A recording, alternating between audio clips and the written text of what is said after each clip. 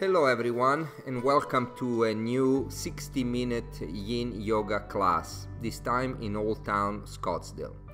So the first pose that we are going to be starting off is reclined butterfly.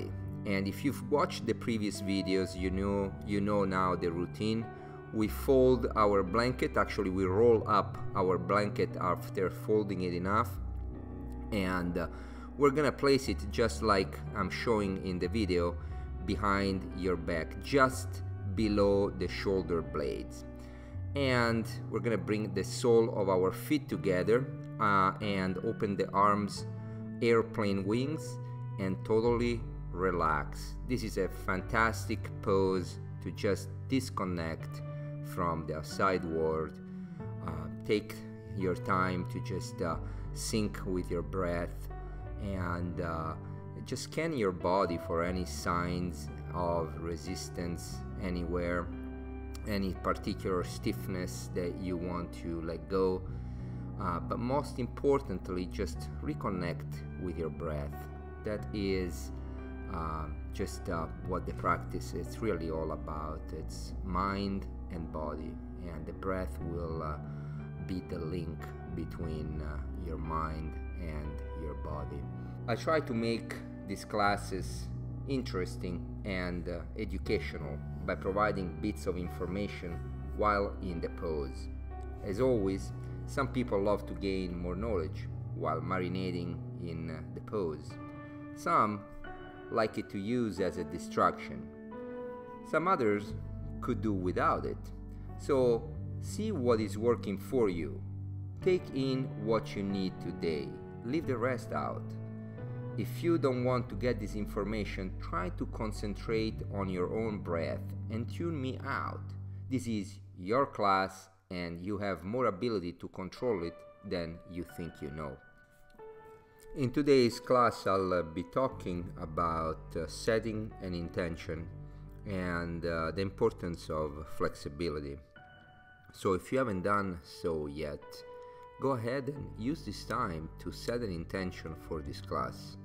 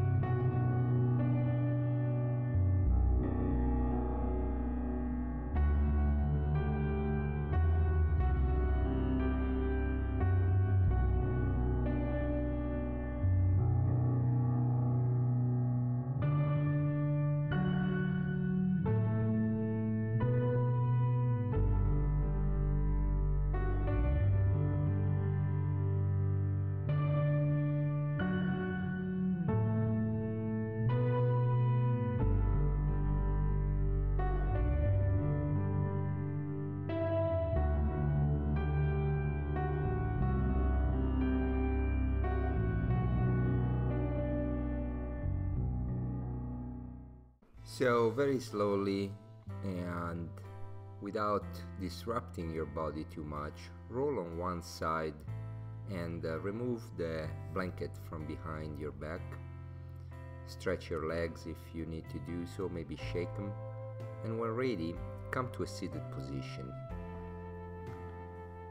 The next pose is called butterfly. So you have your props available to be used in case you need to do so, but to get into the pose from a seated position, bring the sole of your feet together again. I always suggest to sit actually on a blanket to elevate your pelvis so that it tilts forward, but if you don't need to do so, then just don't use it.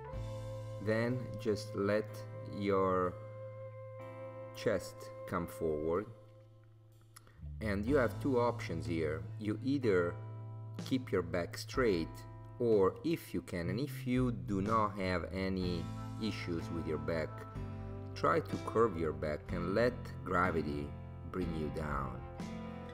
Again, use your props to support your head if you need to do so, and relax your muscles. Your props are your friend in Yin Yoga. In order to get into the connective tissue, remember that the muscles has to be disengaged, relaxed, trustworthy that you're not going to do anything crazy to your joints, your ligaments. So once the muscles is relaxed, you're able to actually go deeper down into the pose. Yin Yoga concentrates mostly on the part of the body between the navel and the knees. This is where people tend to tighten up their spine and lose range of motions in their hips. Also, think about how we spend most of our days. Perhaps not everyone, but I think the majority of people spend most of their time sitting on chairs, couches, or car seats, with their legs closed together and their back mostly supported.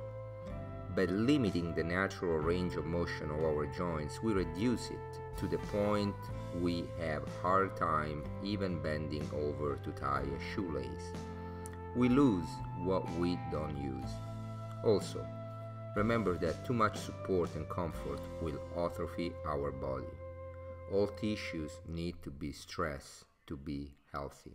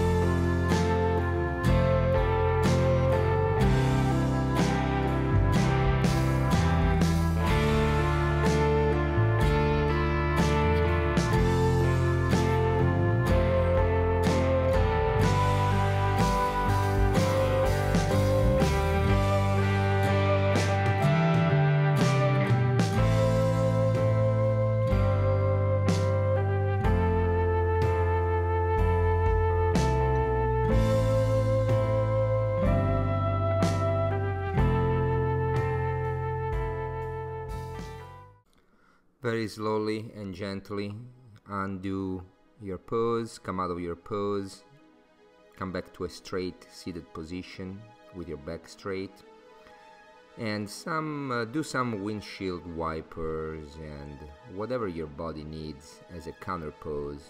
Listen to your body. Most time it's gonna tell you the pose or the counter pose that it needs to feel better. And when ready, we're going to get into half butterfly. And the way we're gonna get into the pose is that from the seated position, draw your left foot towards your groin and straight the other leg out to the side. Round your back and fall forward towards your right leg, the straight leg. Now from here, trying to find the right support that you need. I actually move around quite a bit before I find the perfect tension where there is no pain, it's not too laid back where I don't feel anything, it's just right. And that's the key. You want to find that pose where you feel that your hamstring is engaged, your hip is actually feeling the pose, but without doing too much. And then slowly gravity will take you further down. This is a great pose that stretches the lower back without requiring loose hamstrings. It also targets the ligaments along the back of the spine. And from an energetic standpoint, it stimulates the liver kidney and helps with digestion. Many times in yoga classes, we're told to set our intentions before we start our practice.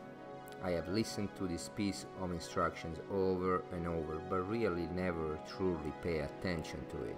I would simply pick an intention like be happy, do more yoga, or eat more gelato.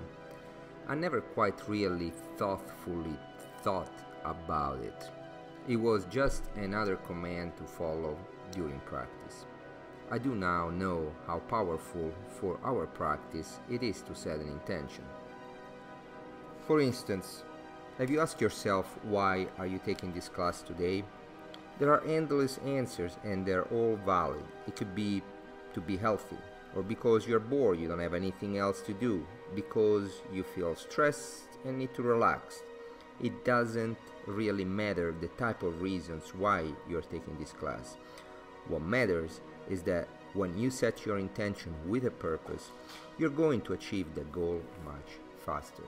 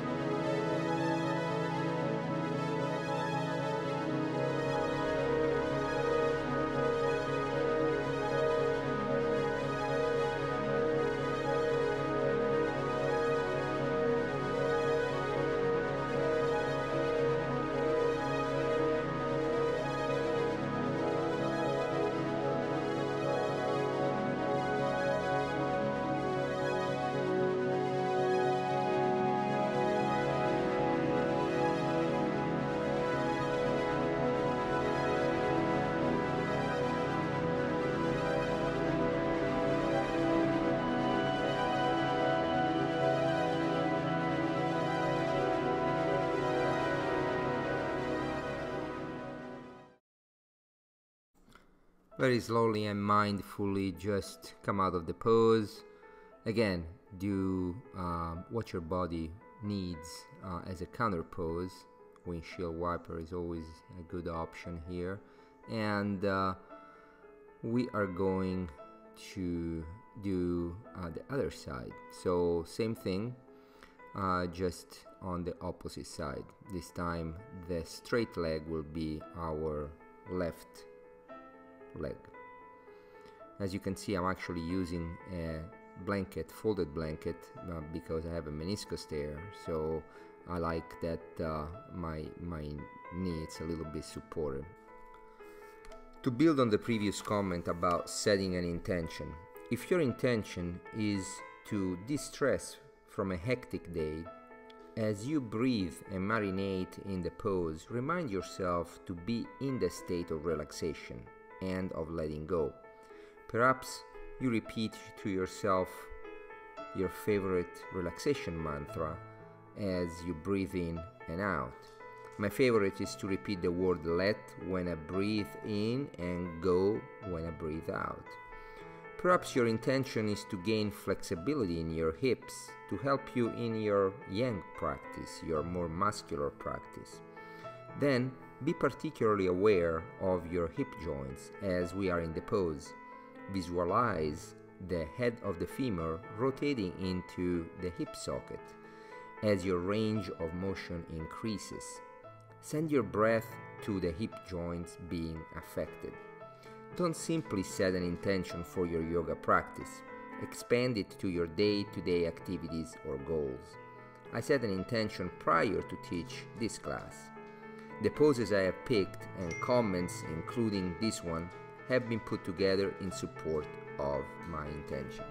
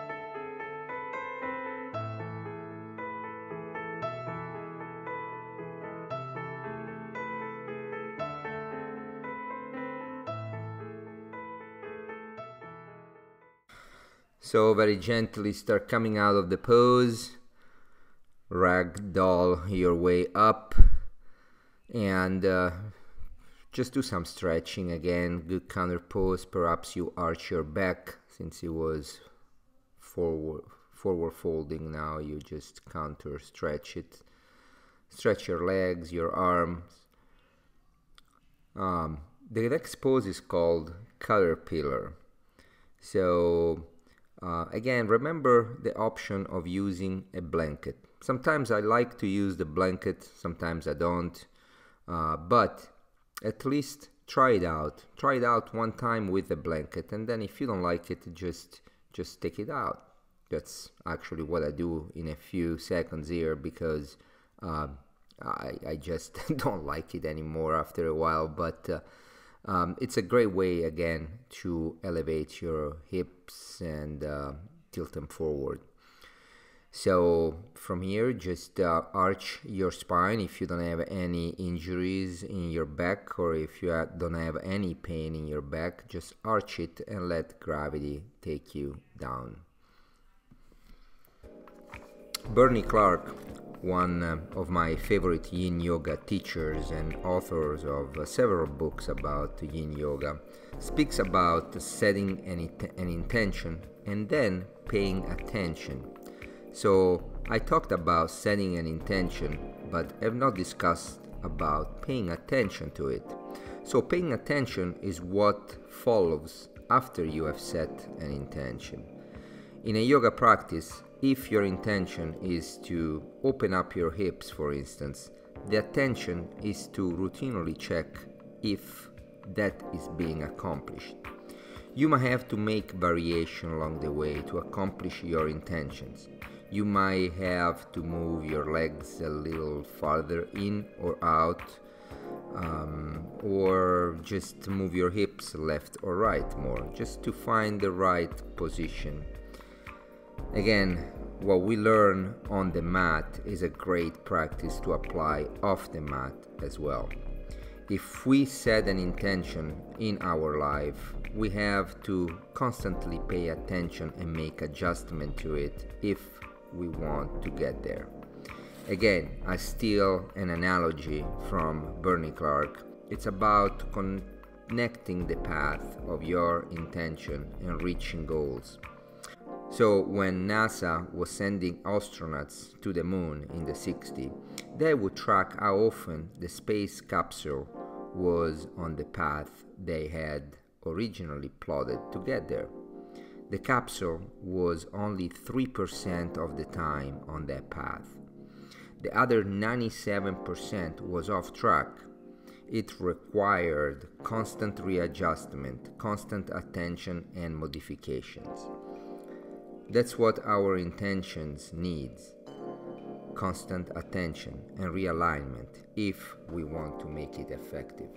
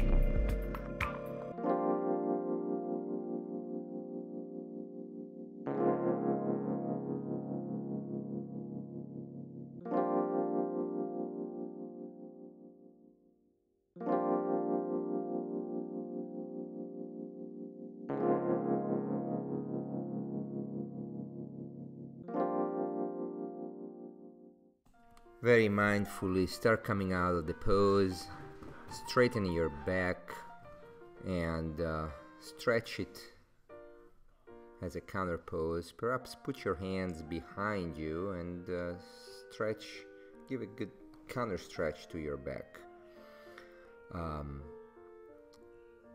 Lift your hips, and the next pose is called Sphinx.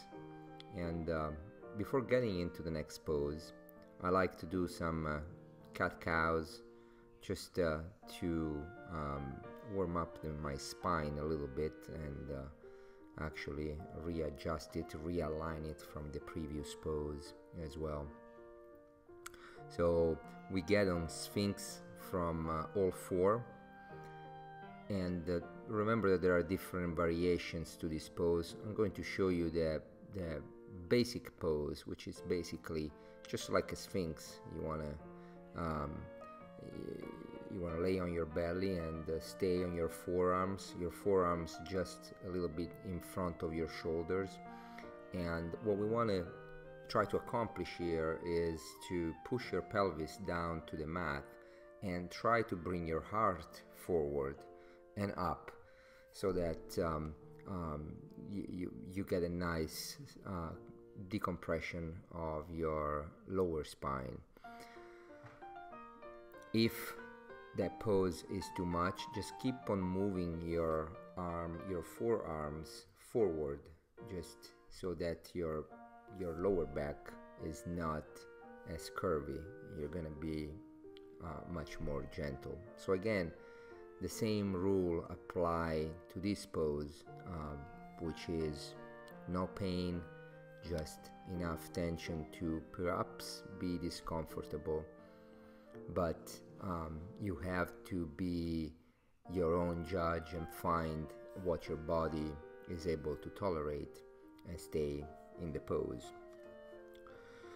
So I talked about setting a personal intention that relates to our personal benefits: feeling better, eliminating stress, opening the hips, etc.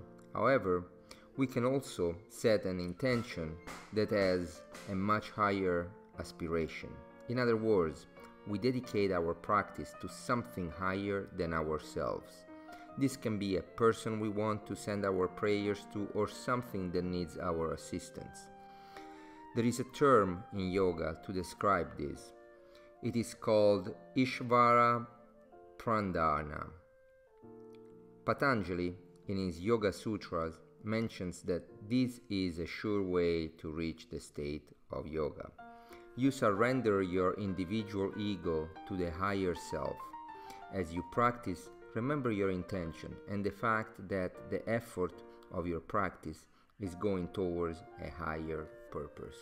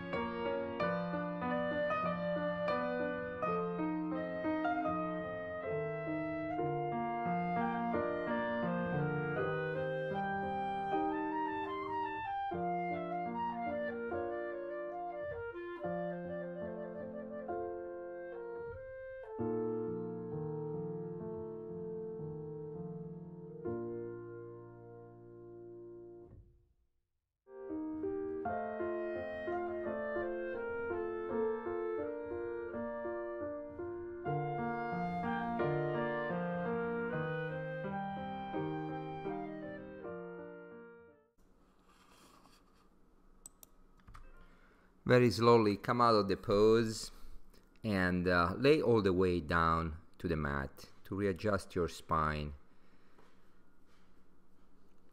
Then very slowly come back up to all four and then back to child pose for a couple of breaths.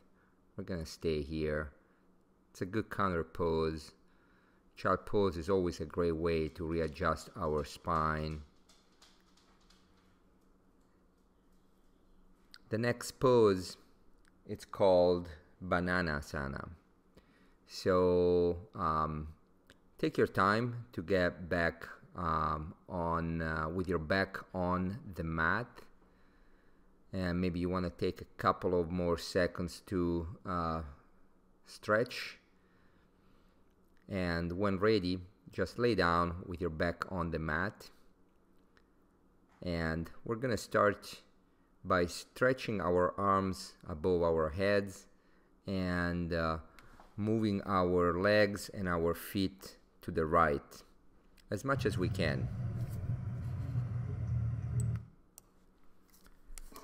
And if that feels good, bring your left ankle over your right ankle. And at the same time, move your arms to the right hand side as well. We want to form an arch, and we should feel the stretch on the left upper body, left side of our upper body. And as soon as you get into that state of tension where you feel actually the pose, then just stay there. Find your breath, relax, and let go. Since I have been reading the book by Lao Tzu, the Tao Te Ching, I'm going to read you a verse that I believe in itself contains the wisdom of being flexible, not only in our bodies, but in the way we live our lives as well. Chapter 76 of the Tao Te Ching that was written 2,500 years ago. Quote, "A man is born gentle and supple. At his death he is hard and stiff. Green plants are tendered and filled with sap. At their death they are withered and dry. Therefore, the stiff and unbending is the disciple of death. The gentle and yielding is the disciple of life. An army that cannot yield will be defeated. A tree that cannot bend will crack in the wind. The hard and the stiff will be broken. The soft and supple will prevail."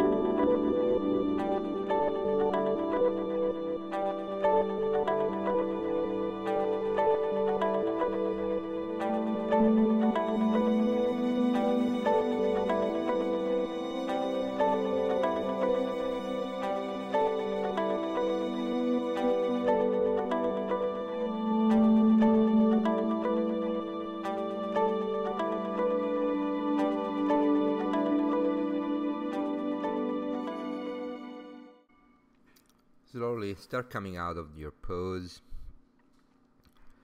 Realign your spine. Stretch your arms above your head and your legs out. Give yourself a good stretch. And then we're gonna get into the opposite side of the body. So we're gonna get into the pose the same way we got on the right side. And remember to give you an additional stretch, put your right ankle above your left. Remember that our body is not totally symmetric, so one side might be feeling different than the other side. And without judgment, just acknowledge the difference and let go of it. As Lao Tzu mentions in his 76th verse of the Tao Te Ching, we are born flexible and supple. Unfortunately, as we age, our body changes. And one of the changes is that our tissues start to dry out. There is an important cell in our body called fibroblasts that, among other things, produce a substance that is responsible for attracting water molecule in our connective tissues. These fibroblast cells with age produce less of this substance, and it causes our tissues to get stuck together, preventing range of motions. Stressing tissues, as we're doing now in this class, doing massages and just simply exercising will help the body to naturally increase production of this substance. Yoga practice will also allow you to slow down the natural aging process by keeping your body flexible and bendy. Remember what Lao Tzu said 2,500 years ago, quote, "A tree that cannot bend will crack in the wind," unquote.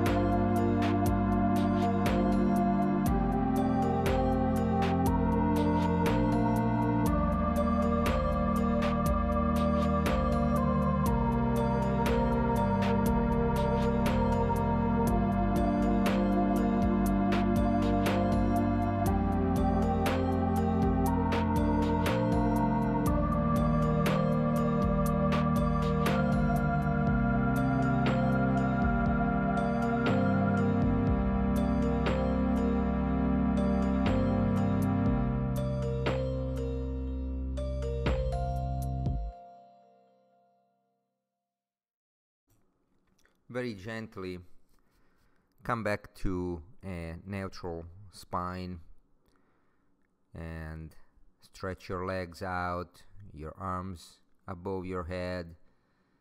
Move around. See what your body feels after sitting in a pose for 5 minutes. It's good as a good counter pose. You might want to bring your knees to your chest, massage your back, and the next pose is going to be a reclining twist. So remember to use the props if you need them. Bring your left knees to your chest and gently twist it to the left. In this case I use a prop because my knee doesn't get all the way down as I keep my shoulders on the mat. But if you are more open in your hips, perhaps you will reach with your knee to the ground, keeping your shoulders on the mat. So see what works for you. We're gonna be here 5 minutes, so a good way to also let go of your neck muscles is to try to turn your head towards your left side and see how it feels. If you feel pain or something is tweaking, just bring it back to normal, but experience and see how it feels. That's a good stretch for your neck as well. Being flexible in yoga allows us to get in some fancy poses. And that is great. It is beautiful to see the human body get into these fancy forms. However, for a lot of us, the intention of this practice is purely functional. Through the yoga practice, we might want to keep a healthy body that will allow us to age with grace and also allows us to do the things we usually do pain-free. For those people who practice functional yoga, increased flexibility will help in the following areas. It will prevent everyday injury, increase range of motions of your body, improve your postures, improve circulation.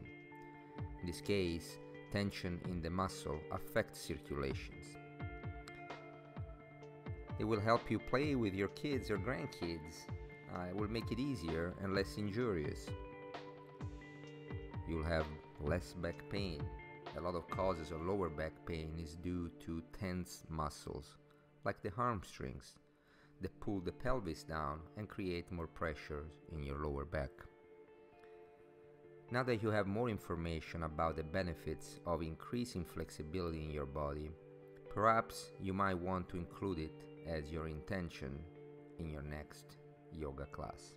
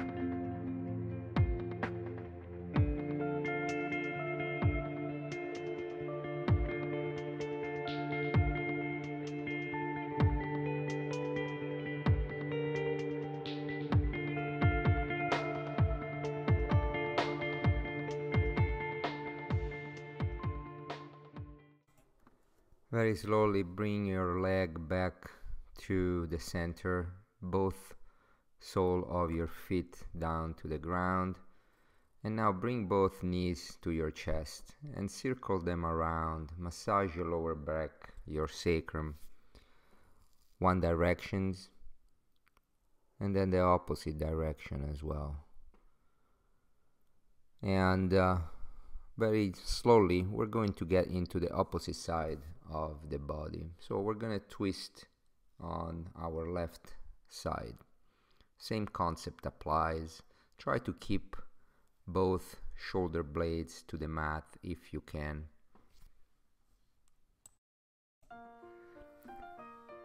So I'm going to tell you a story about time management, and I found it very interesting.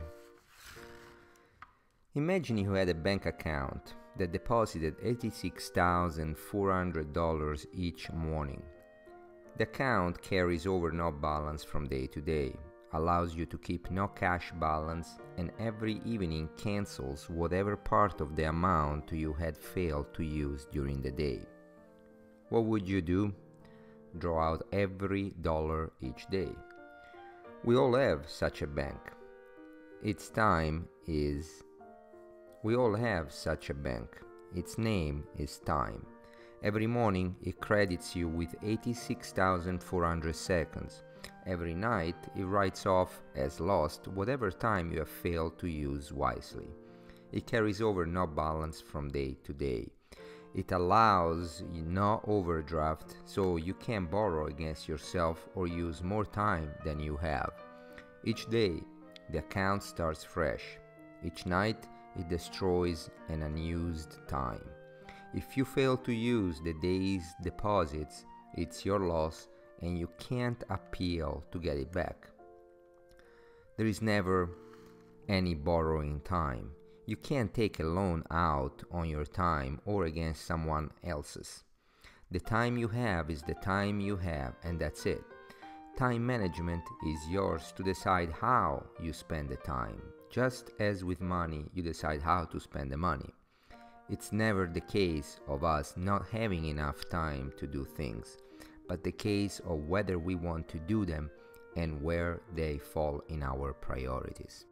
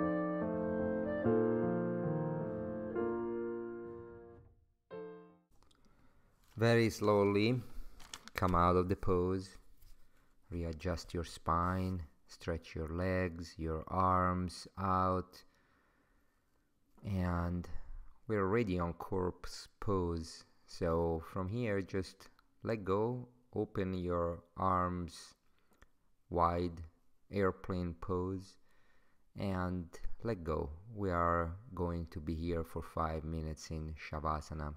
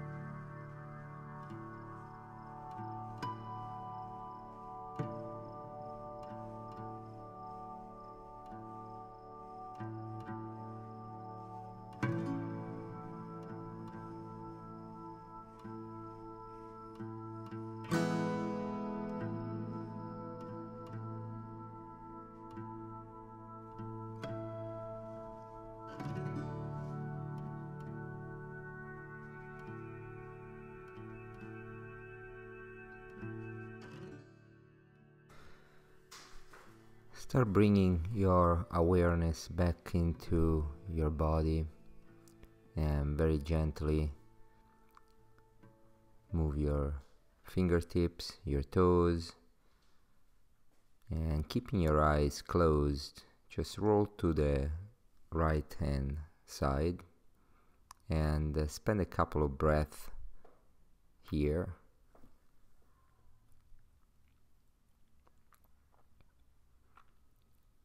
And when ready, go ahead and come to a seated position.